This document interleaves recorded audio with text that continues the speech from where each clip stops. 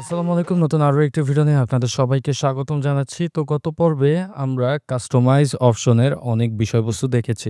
এই পর্বে আমরা আরেকটু ডিপলি দেখব এবং বিস্তারিত দেখব যে কিভাবে আমরা এই কাস্টমাইজ অপশনের থ্রুতে আমরা আমাদের প্রপার থিম বা ওয়েবসাইট কাস্টমাইজ করতে পারি। গত পর্বে যারা আমাদের অলরেডি ভিডিও দেখেছেন তারা তো দেখেছেনই, আর যারা দেখেনি অবশ্যই তাদের রিকমেন্ড করব যে আগের ভিডিওগুলো দেখে তারপর এই ভিডিওতে আসবেন, আদারওয়াইজ আপনাদের বুঝতে সমস্যা হবে। তো আমরা যদি এখন কাস্টমাইজ সেকশনে যেতে চাই, অ্যাজ ইউজুয়াল কি করব? আমরা অ্যাপিয়ারেন্স এ যাবো। যাওয়ার পর আমরা এখান থেকে কাস্টমাইজ অপশনে ক্লিক করব। ক্লিক করার পর আমরা এখানে দেখতে পাবো লেফট সাইডে আমাদের একটি প্যানেল ওপেন হয়ে গিয়েছে এবং রাইট সাইডে আমাদের ওয়েবসাইটটি দেখাচ্ছে, হ্যাঁ? তো আমরা এর আগে লেআউট সম্পর্কে দেখেছিলাম। লেআউটের মোটামুটি ভালো অনেক বিষয়বস্তু দেখেছিলাম। বাট এখানে আমরা কিছু জিনিস স্কিপও করে গিয়েছিলাম। সো আমি আশাবাদী যে যারা আমাদের এই ভিডিওটি একদম শুরু থেকে শেষ অবধি পর্যন্ত দেখছেন, তারা বাকি বিষয়বস্তুগুলো আপনারা নিজেরাই করতে পারেন। কারণ অ্যাজ ইউজুয়াল সবগুলোই সেম, হ্যাঁ? এখানে থ্রুতে আমরা জাস্ট দেখতে পাবো যে আমাদের এই আম পার্টগুলো কিভাবে কাজ করে, হ্যাঁ? আমরা যদি এখানে একটা এক্সাম্পল দেই, তো এর আগে কিন্তু আমরা কি করেছিলাম বলেন তো? এর আগে আমরা কিন্তু এই যে ফুটার গুলো আমরা এড করেছিলাম, হ্যাঁ? তো ফুটার এড করার পরেও আমরা এখানে ৪ টা ফুটার, খুব সম্ভবত আমি যদি ভুল না করে থাকি, ৪ টা ফুটার আমরা এড করেছিলাম, বাট আমাদের দেখাচ্ছিল ৩ টা। তো আমি আপনাদেরকে বলেছিলাম যে এই ফুটারের কলাম যদি আমরা ৪ টা দেখাতে চাই তাহলে আমাদের কাস্টমাইজ অপশন থেকে আমাদের সেটা অ্যাসাইন করে দিতে হবে। তো এখানে দেখেন বাই ডিফল্ট এখানে কিন্তু ৩ টা কলাম আছে। তো আমরা এখান থেকে মেক্সিমাম ৫ টা কলাম এড করতে পারবো। তো আমরা যদি এখানে ৪ টা কলাম এড করি তাহলে দেখেন আমাদের এখানে ৪ টা ফুটার দেখাচ্ছে, হ্যাঁ? এখন যদি আমরা এখান থেকে সিম্পলি আ ৫ ক্লিক করি তাহলে কিন্তু আমাদের ৫ টা কলামের ফুটার দেখাবে। তো এখন প্রশ্ন হচ্ছে যে ৫ নম্বর ফুটারটা কই? ৫ নম্বর ফুটারটা দেখাচ্ছে না এই কারণে, কারণ আমরা ৫ নম্বর ফুটারে কোনো কিছু এড করিনি। তো আমরা যদি এখন ব্যাকএন্ডে গিয়ে এখান থেকে আমরা উইজেটস এ যাই, যাওয়ার পরে আমরা যদি একটু স্ক্রল ডাউন করি, এখান থেকে আমরা এই যে দেখতে পাবো ৫ নাম্বার উইজেট, যেটা একদম টোটালি ব্ল্যাংক, এখানে ফুটার উইজেট ৫ এবং এখানে নিচে টোটালি ব্ল্যাংক দেখাচ্ছে। তো আমরা এখন এটাকে সিম্পলি কপি করে ফেলবো। তো এখান থেকে আমরা ডুপ্লিকেট করে সিম্পলি এটাকে ড্র্যাগ অ্যান্ড ড্রপ করে দেব। তো এখানে আমি এটাকে ৫ লিখলাম। That's it. সো এখন যদি আমরা আপডেট করি, এরপর আমাদের ওয়েবসাইটের হোম পেজে যদি যাই বা যেকোনো পেজে যাই, তো দেখেন আমাদের কিন্তু এখন ৫ টা ফুটারই দেখাচ্ছে। রাইট? তো এই ছিল বিষয়। এখন আমরা যদি যে এখানে আরো কিছু অপশন আছে, যেমন back to top button. That means এখানে একটা বাটন শো করবে যে বাটনে আমরা ক্লিক করলে একদম টপে আমাদের স্ক্রল করে নিয়ে যাবে। তো আমরা যদি এটাকে বাই ডিফল্ট ডিসেবল করা আছে, আমরা এটাকে ইনেবল করে দিতে পারি। তো দেখেন এই যে এখন কিন্তু আমাদের এখানে এই বাটনটা দেখাচ্ছে। তো এই বাটনের কাজ কি দেখেন, আমরা এখান থেকে যদি সিম্পলি ক্লিক করি দেখেন আমাদের স্ক্রল আপ করে নিয়ে যাচ্ছে। একদম টপে নিয়ে যাচ্ছে আমাদের, হ্যাঁ? এই টাইপের বাটন আমরা সচরাচর যারা আ ওয়েবসাইটে ভিজিট করি তারা আমরা এই টাইপের বাটনগুলো দেখতে পাই, যেগুলো এভাবেই কাইন্ড অফ কন্ট্রোল করে থাকে। তো আমরা যেটা খুব সহজেই ওয়ার্ডপ্রেস এর থ্রুতে এটা এভাবে এড করে দিতে পারি। তারপর আমরা ব্যাকে যাই, এটা হচ্ছে ব্লগ। ব্লগের এখানে কি হবে? ফুল কনটেন্ট দেখাবে নাকি এক্সেপ্ট দেখাবে? আরো কিছু ফিচার আছে যে ফিচারগুলোর জন্য আমরা লার্ন মোর বা এখান থেকে আমরা যদি জেনারেটপ্রেস এর প্রিমিয়াম ভার্সনটি পারচেজ করি তাহলে আমাদের সেই ফিচারগুলো ইউজ করার সুবিধা দিবে। লেআউটের বিষয়গুলো বুঝতে পারলাম। এখন যদি আমরা কালারস এ যাই, আমরা এখানে দেখতে পাবো যে গ্লোবালি এখানে কিছু কালারস আছে, হ্যাঁ? এখন কথা হচ্ছে গ্লোবালটা কি? রাইট? যারা অনেকে নতুন, যারা HTML, CSS ও জানেন না, তাদেরকে আসলে আমি সবসময় রিকমেন্ড করি যে HTML, CSS জেনে তারপর WordPress এ আসবেন। সো আমরা ইন ফিউচারে HTML, CSS এর কোর্স নিয়ে আসবো। তো এখন কথা হচ্ছে যে এই গ্লোবাল কালারসটা কি? ধরেন আমরা আম একেক জায়গায় আমরা ধরেন আমরা আমাদের ১০ টা সেকশন আছে, হ্যাঁ? ১০ টা সেকশনে আমরা একই কালার ইউজ করেছি, হ্যাঁ? সো এই কালারগুলোকে আমরা যদি দেখা যাচ্ছে যে আমরা যদি সেইম কালারটা এখন ইন ফিউচারে আমরা এখন ১০ টা জায়গায় শুধু ব্লাক ইউজ করেছি। ব্লাক ইউজ না করে আমরা যদি ইন ফিউচারে ধরেন আমরা চাচ্ছি যে না সবগুলো ব্লাক না ব্লু হোক, হ্যাঁ? বা ব্লু কালার হইলে আমাদের জন্য সুবিধা হবে বা আমাদের ডিজাইনটা অ্যাসথেটিক লুক নিয়ে আসবে, হ্যাঁ? তো এই টাইপের কাজ করতে গেলে তখন আপনার ইন ফিউচার তো আপনার ডিসিশনটা চেঞ্জ করতেছেন, রাইট? তো সেই ক্ষেত্রে আপনার কি করতে হবে, যদি চেঞ্জ করতে যান প্রত্যেকটা টেক্সট হোক বা সেকশন হোক সেগুলোকে আপনার প্রত্যেকটা সেকশনে গিয়ে আপনার কালারগুলো চেঞ্জ করে দিতে হবে, হ্যাঁ? যেটা অনেক হ্যাসেলময়। হয়তো ১০ টা পার্টের জন্য আপনার তেমন একটা কিছু মনে হবে না। বাট হোয়াট ইফ যদি ১০০ টা বা ১,০০০ টা সেকশনে আপনার সেইম টাইপের সেকশনে আপনি একই কালার ইউজ করতে চান বা কালার চেঞ্জ করতে চান, সেই ক্ষেত্রে আপনার গ্লোবাল কালারটা ইউজ করতে পারেন। তো আমাদের এলিমেন্টরের কোর্স আছে যেখান থেকে আপনারা গ্লোবাল কালারস এর ভালো একটা ধারণা পাবেন। তো আমি রিকমেন্ড করব এই কোর্সটি শেষে আপনারা এলিমেন্টর কোর্সই করেন, তাহলে আপনাদের ওয়ার্ডপ্রেস কাস্টমাইজেশন সম্পর্কে অলমোস্ট অনেক কিছুই জেনে যাবেন, হ্যাঁ? সো আপনারা মোটামুটি মার্কেট প্লেসে কাজ করার মতো রেডি হয়ে যাবেন, হ্যাঁ? বা আপনাদের তখন এভেইলেবিলিটি হয়ে যাবে, হ্যাঁ? এই দেখেন এখানে গ্লোবাল কালারস আছে, হ্যাঁ? তো আমরা এখান থেকে চাইলে গ্লোবাল কালারগুলো আমরা এখান থেকে চুজ করতে পারি, বা এখানে দেখেন আমাদের ব্যাকগ্রাউন্ড কালার কি হবে, যে আমাদের এই বডির ব্যাকগ্রাউন্ড কালার কি হবে। তো আমরা এখান থেকে যদি ব্লু দেই, দেখেন কি হয়? এই যে বডি আমরা যেই কালারগুলো দেখতে পাচ্ছি ব্লুতে, এগুলো হচ্ছে বডি কালার, হ্যাঁ? তো এই বডির ব্যাকগ্রাউন্ড কালারটা দেখেন এরকম হয়ে গিয়েছে, রাইট? সো আমরা যদি এখন হোয়াইট দেই, দেখেন এখন কিন্তু হোয়াইট ঠিকঠাক মতো দেখাচ্ছে। সো আমরা যদি এই যে ডিফল্টে ক্লিক করি, তাহলে দেখেন একটু ধূসর বা একটু গ্রে টাইপের দেখাচ্ছে। তো আপনারা এইভাবে প্রত্যেকটা কালার চেঞ্জ করে দেখতে পারেন, হ্যাঁ? এগুলো আসলে এক একটা করে দেখানো পসিবল না। সো আমি রিকমেন্ড করব যে আপনারা এগুলো প্রত্যেকটা একটু ঘেঁটে দেখেন। আমি জাস্ট আপনাদের বেসিক থিংস গুলো এখানে দেখিয়ে দিচ্ছি। তবুও যদি আপনাদের সমস্যা হয় বা আপনাদের যদি মনে হয় যে আমি কোনো কমপ্লেক্স পার্ট আমি মিস করেছি, তাহলে অবশ্যই কমেন্ট বক্সে জানাবেন। আমি সেটা ইন ফিউচারে প্লেলিস্টে এড করে দেব, হ্যাঁ? তো এখানে দেখেন ফুটার বার, এই যেমন ফুটার বারে যদি আমরা ক্লিক করি, এই যে ফুটার, তো আমরা এখন যদি এটাকে রেট দিই, তাহলে দেখেন এই যে আচ্ছা, এটা হচ্ছে ফুটার বার, দ্যাট মিনস একদম নিচের পোরশনটা, হ্যাঁ? সো এখানে একদম নিচের পোরশন দেখাচ্ছে যে এখানে আমরা যদি ব্যাক টু টপ এই বাটনটারও কালারটা কাস্টমাইজ করতে চাই, সেক্ষেত্রে আমরা পারবো।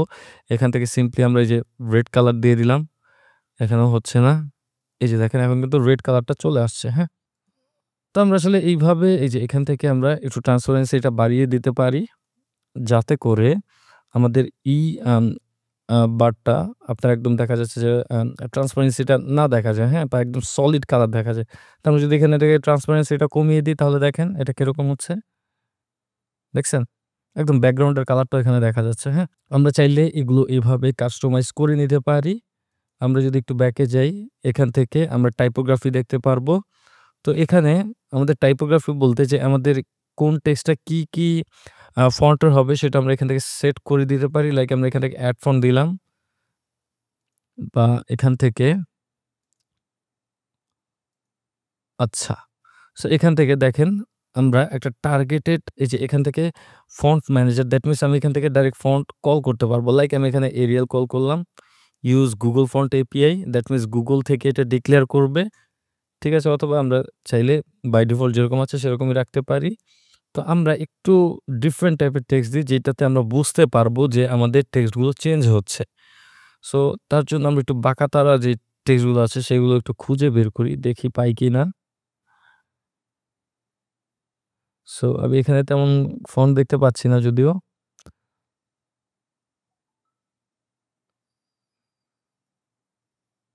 এক্সপ্লোরা, নোপ, আমি দেখতে পাচ্ছি না। একটু এখানে একটু সময় লাগবে।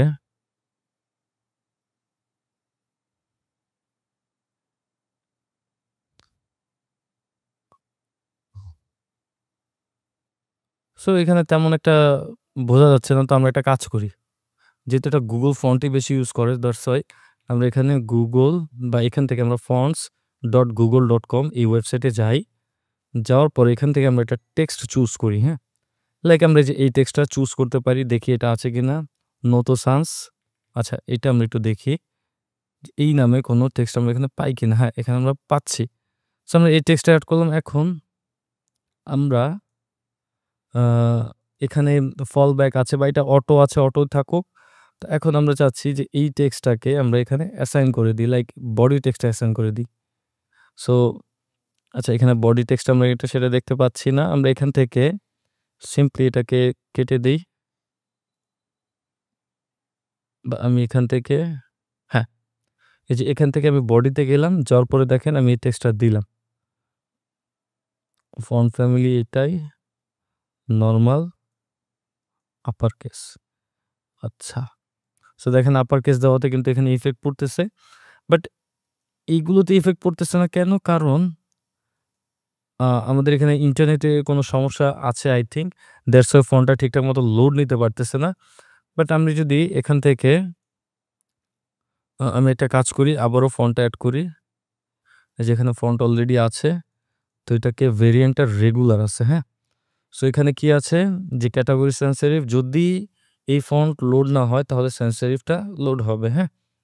সো দ্যাটস ওয়াই কিন্তু আমরা যারা HTML CSS জানি তারা আমরা কিন্তু ফন্টের পরে আমরা সেনসিটিভটা ইউজ করি যাতে করে ওই ফন্টটাও যদি না লোড হয় তাহলে আমাদের সেনসিটিভ ফন্টটা লোড হবে, হ্যাঁ? বা লোকাল যে ফন্টটা আছে লোকাল ফন্ট থেকে সেটা লোড হবে। তো আমরা এখান থেকে আ আমরা যে নরমালে গিয়ে আমরা যে ডিফল্টে দেই, এখান থেকে নরমাল দেই।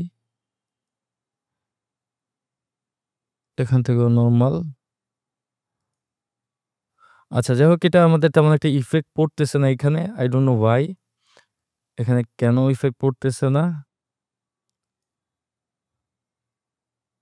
খুব সম্ভবত এটা ইন্টারনেট ইস্যুর জন্য হতে পারে। তো যাই হোক আপনাদের এটা নিয়ে অতটা বোদার হওয়ার কিছু নেই। আপনারা চাইলে সিম্পলি এভাবেই কাজ করতে পারেন, হ্যাঁ?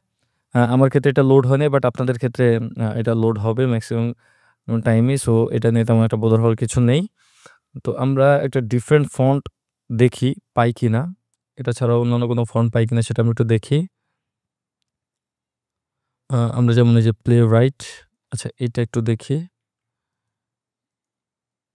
আমরা এখান থেকে সিম্পলি এটাকে ডিলিট করে দিই। এইটাকেও আমরা এখান থেকে ডিলিট করে দিই। এরপর আমরা এড ফন্টে গেলাম, যাওয়ার পর আমরা ফন্ট ফ্যামিলি নেমটা দিয়ে দিলাম।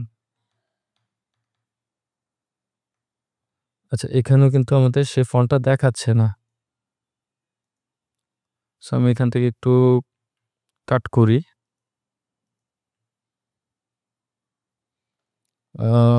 Play right. আচ্ছা এই ফন্টটাও কিন্তু পাচ্ছে না, হ্যাঁ? সো এটা একটা ইস্যু।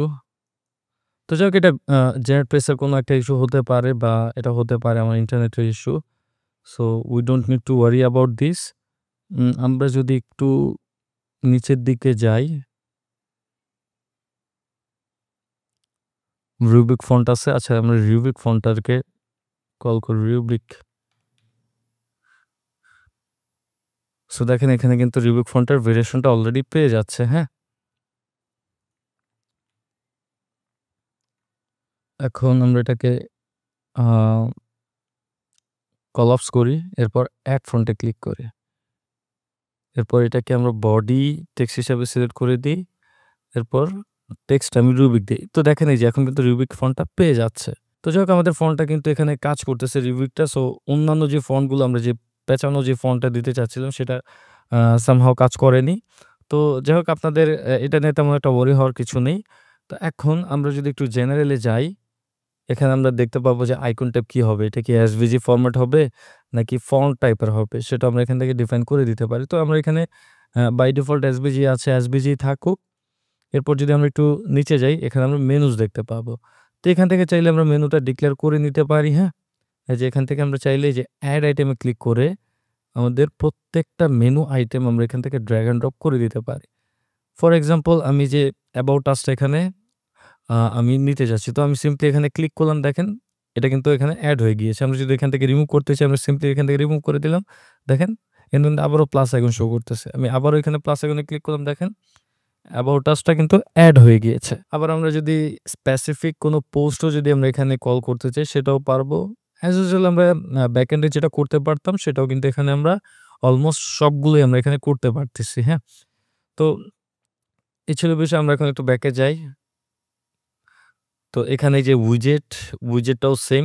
দেখেন এখানে আমাদের ফুটার 1, ফুটার 2 এরপরে যে ফুটার বার, ঠিক আছে? সো ফুটার বার বলতে এই যে এই পোরশনটা আমরা এখান থেকে কাস্টমাইজ করে নিতে পারবো।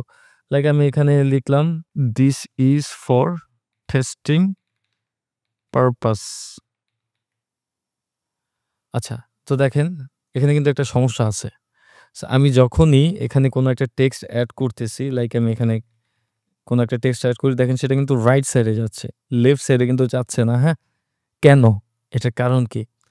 কারণ আমরা free generate press theme use করতেছি। দ্যাটস হোয়াই তারা একদম স্পেসিফিক্যালি আমাদেরকে বলতেছে যে, "তুমি আমাদের থিমটা যদি ইউজ করো তাহলে আমাদেরকে ক্রেডিট দিতে হবে।" দ্যাটস হোয়াই তারা কোনো অপশন রাখেনি। বাট আমরা যেহেতু কোডার বা আমরা মোটামুটি যারা HTML, CSS জানি, তারা অবশ্যই এই বিষয়গুলো ইগনোর করে চলে যেতে পারবো। It's not a big deal. এখান থেকে দেখেন ফুটার বার গেল, এখানে আমরা টপ বার গেল। আমরা যদি টপ বারটা নেই, লাইক আমি এখানে কিছু এড করলাম।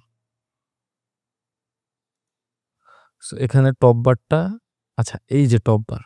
আমরা উপরে দেখতে পাচ্ছি টপ বারটা, হ্যাঁ? তো আমরা চাইলে যে উপরে কোনো পার্ট এখানে চাইলে এড করতে পারি, হ্যাঁ?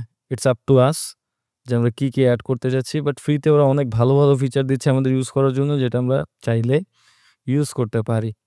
তো এখানে দেখেন রাইট সাইড বার আছে। তো এখানে রাইট সাইড বারের এই যে এখানে যদি আমরা ক্লিক করি, আমরা এখানে দেখতে পাবো যে এই যে আমাদের সাইড বারের যাবতীয় যত কনটেন্ট আছে সবগুলো আমরা দেখতে পাবো। তো আচ্ছা ধরেন আমরা কিন্তু একটা জিনিস অনেকে হয়তো খেয়াল করেছি। এই পেন আইকনগুলা কি? এই পেন আইকনগুলোর থ্রুতে আমরা কিন্তু খুব ইজিলি আ আমরা যেই পোরশনটা ডিজাইন করতে চাচ্ছি সেই পোরশনে কিন্তু আমরা এই একটা করে অপশন আমাদের ঢোকা লাগবে না। ফর এক্সাম্পল আমরা চাচ্ছি যে এই যে এই মেনুটাকে কাস্টমাইজ করতে। আমরা সিম্পলি এই পেন আইকনে ক্লিক করব। এখান থেকে এই অপশনটা যেইখানে আছে, হ্যাঁ? বা যেই পজিশনে আছে সেই পজিশনে বা সেই অপশনে আমাদেরকে নিয়ে যাবে। এই সার্চের ক্ষেত্রেও সেম আমরা যদি এখানে ক্লিক করি দেখেন একদম সেই পোরশনে আমাদেরকে নিয়ে যাচ্ছে। একদম দেখেন এই যে দেখছেন সার্চ পোরশনে কিন্তু আমাদেরকে নিয়ে যাচ্ছে। আমরা যদি রিসেন্ট কমেন্টে ক্লিক করি তাহলে দেখেন এই যে রিসেন্ট কমেন্টে আমাদের কিন্তু নিয়ে যাচ্ছে। আমরা যদি আর্কাইভে ক্লিক করি দেখেন আর্কাইভে কিন্তু লেফট সাইড থেকে আমাদেরকে নিয়ে যাচ্ছে, হ্যাঁ? আবার আমরা যদি যে ফুটারে ক্লিক করি দেখেন এখন আমরা আছি কোথায়? দেখেন তো এই যে উপরে যদি যাই এখানে দেখেন আমাদের কিন্তু পাথটা দেখতে পাচ্ছি। যে কাস্টমাইজিং তারপর হচ্ছে কাস্টমাইজেশন এর ভেতরে উইজেট আছে। উইজেটের ভেতরে রাইট সাইড বার আছে। আমরা সেই রাইট সাইড বারের পোরশনে আছি। সো আমরা চাচ্ছি যে এটাকে একটু কাস্টমাইজ করতে বা আমরা চাচ্ছি যে আ এই ফুটার 2 টাকে কোনো কিছু এড করতে, হ্যাঁ? যেহেতু এখানে কিছু নাই। সো আমরা সিম্পলি এই ম্যানুয়ালি না গিয়ে আমরা সিম্পলি পেন আইকনে ক্লিক করলে দেখেন কাস্টমাইজিং উইজেট ফুটার উইজেট 2 এটার ভেতরে আমাদেরকে নিয়ে গেল, হ্যাঁ? এখন কিন্তু আমরা সিম্পলি এখান থেকে যেকোনো কিছু এড করতে পারি। দেখছেন? সো আমাদের এগুলো কিন্তু এড হয়ে যাচ্ছে। সো এই ছিল একটা বিষয়। আশা করি ভিডিওটি বুঝতে পেরেছেন। ভিডিওটি যদি ভালো লেগে থাকে অবশ্যই লাইক, কমেন্ট, শেয়ার, সাবস্ক্রাইব করবেন। আজ এই পর্যন্তই। আসসালামু আলাইকুম।